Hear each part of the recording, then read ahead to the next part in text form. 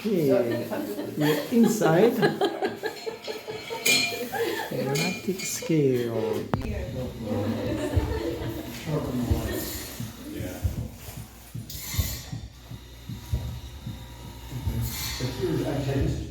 Turn off the lights and then I gave you something. Yeah. Very good. And it's this, kind of in Kal's absence. I don't know, are you familiar with his work otherwise? Piero, I know is. I am, but I I am not. Okay. So Kal is a stalwart of the Bay Area art scene. Even before that, he was in Austin, like in say the 80s, something like that. And is a leading figure of like post-punk industrial machine art, right? Worked with survival research laboratories and alongside them making large-scale robots, a lot of the time using like fire and electricity, explosives, yes, for big performance events. So he's been making kinetic sculptures for decades now. And of course his work has developed and changed in all kinds of ways. You can see the scale's different, there's a different kind of intensity to it. Just to note though, right, that this is an art show, but you can see the thing is indeed performing still, right? It's sonic, it's moving, it's in a way, again, thinking about like performance as part of his early practice, it still infuses the work. This work specifically is inspired by scientific experiments. There are a bunch of specific instruments, experiments that are referenced here, in some cases reconstructed here. In other ways, though, if it's inspired by scientific experiments, by the spirit of scientific inquiry, in other respects, the questions that the show asks are more broadly philosophical, as I understand it, right? And the sort of philosophical questions about our place in the universe and the limits of experience. Yeah.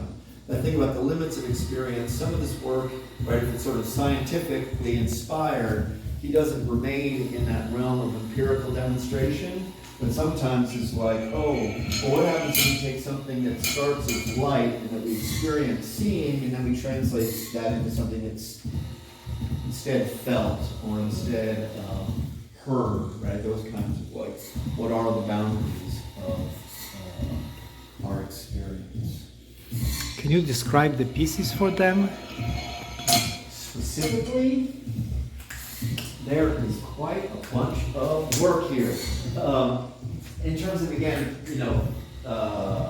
I've spent a lot of time thinking about this relationship between science and art and so forth in this presentation. And this is from a stack of drawings. Right? These are drawings that I curated from just a pile of Kal's explorations, and some of it is, precursors to these projects or completely independent of it, thought process. But for me, these, put it in the realm of like the mad scientist, right? And in a way, I think that is for sure how Kal's working, kind of scribbling away in his studio, trying to make sense of everything as best as can.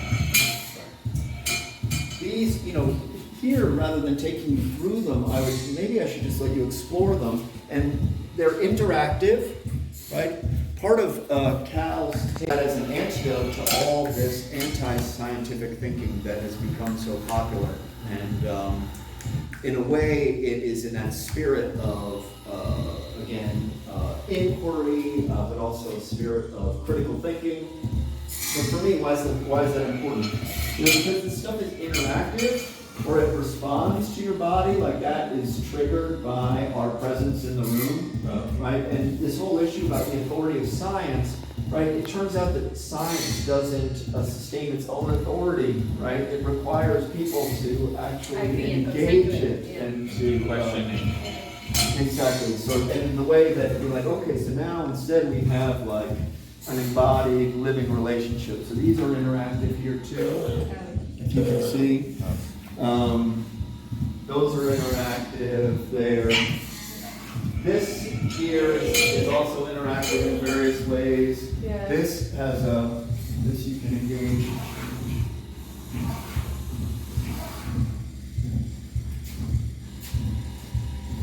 For me, a lot of what we show in here is screen-based, and some of it is rooted in experimental film. And of course, this show is really object-based. These are essentially kinetic sculptures. But if you see here, right, this laser light show, this is again like an expanded cinema. And this thing is essentially film. It's casting this light here. So it's a real interdisciplinary show. And geology, also reference to gravity. Is still in your Oh yeah, art. this one? Okay. I mean, but that's to say, this is a light sensor so it's reading the light off of the face of the moon, reading the light off of this video of the face of the moon, and then translating that light, essentially using the light off the face of the moon as a sound score by translating it into triggers for this this little machine here, to just grind that cymbal.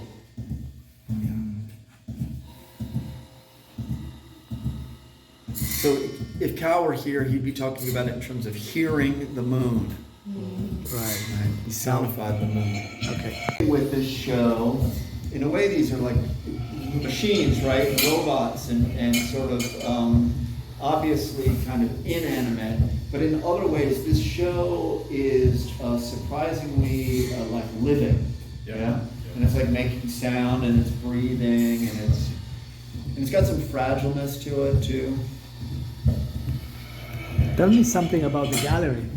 About the gallery. Yeah. The gallery opened in 2018. So given the fact that some of that time was interrupted by the pandemic and so forth, it's in some ways still fairly new. We take our mandate to be time-based art in the broadest possible terms. So we have had sound installations in here. We have worked with performance artists. But largely what we focus on is moving images and screen culture. And my entree into time-based moving image work is video and video installations. But also we have connections with, sometimes show experimental film. And then we're also doing a fair amount of new media or art and technology. Yeah.